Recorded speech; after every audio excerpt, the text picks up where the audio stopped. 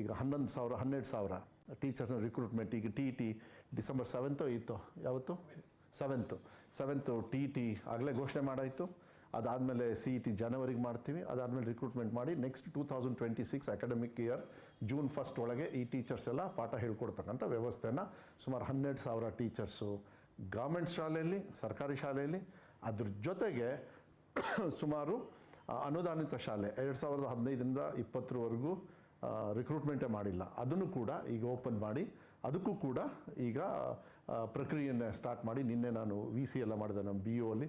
Because ಮಾಹಿತಿ ಕೊಡೋದ್ರಲ್ಲಿ ಸ್ವಲ್ಪ ಸೋಂಬಾರಿಗಳಿದ್ದರು. ಅವ್ರು ಏನು ಮಾಡ್ತಾರೆ, ಈ ಮಿಸ್ಯೂಸ್ ಮಾಡ್ತಾರೆ. ನೀವು ಮಾಹಿತಿ ಕೊಡೋದನ್ನು ಕಳಿಸಲ್ಲ ಇವರು. ಯಾಕೆಂದರೆ ನೀನು ಹೇಳಿದರೆ ಕಳಿಸ್ತೀನಿ, ಗೊತ್ತಲ್ಲ ನಿಮಗೆಲ್ಲ. ಅದು ನಾನು ಆ್ಯಸ್ ಅ ಮಿನಿಸ್ಟರ್ ನಾನು ಹೇಳೋದಕ್ಕಾಗೋದಿಲ್ಲ. ಅದಕ್ಕೆ ನಿನ್ನೆ ಹೇಳಿ ಒಂದು 4-5 ಡೇಸ್ ವಾರ್ನಿಂಗ್ ಕೊಟ್ಬಿಟ್ಟು ಸ್ಟ್ರೈಟ್ ಸಸ್ಪೆಂಡೇ ಮಾಡ್ತೀವಿ ಅಂತ ಹೇಳಿದ ಮೇಲೆ I think I will be on time. ಸ್ವಲ್ಪ ಯಾರು ಆಟ ಆಡ್ಬೋದು, ಅವ್ರನ್ನೂ ಹಿಡಿತಕ್ಕಂಥ ವ್ಯವಸ್ಥೆಯನ್ನು ಮಾಡಿ. ಯಾಕೆಂದ್ರೆ ನ್ಯಾಯ ಕೊಡಬೇಕು. ಯಾಕೆಂದ್ರೆ ಕನ್ನಡ ಶಾಲೆಗಳು, ಕನ್ನಡ ಮಾಧ್ಯಮನ ಉಳಿಸ್ಬೇಕಂದ್ರೆ ಅನುದಾನಿತ ಶಾಲೆಗೆ ನಾನು ಅನಿವಾರ್ಯ ಕೊಡಬೇಕು. ಬಟ್ ಹಿಂದಿನ ಸರ್ಕಾರದವ್ರು ಯಾರು ಕೂಡ 2015ರಲ್ಲಿ ನಿಲ್ಲಿಸಿದವರು ನಾವು ಒಂದೇ ಸತಿಗೆ ಮಾನ್ಯ ಸಿದ್ದರಾಮಯ್ಯ ಸಾಹೇಬರು 2015ರಿಂದ 18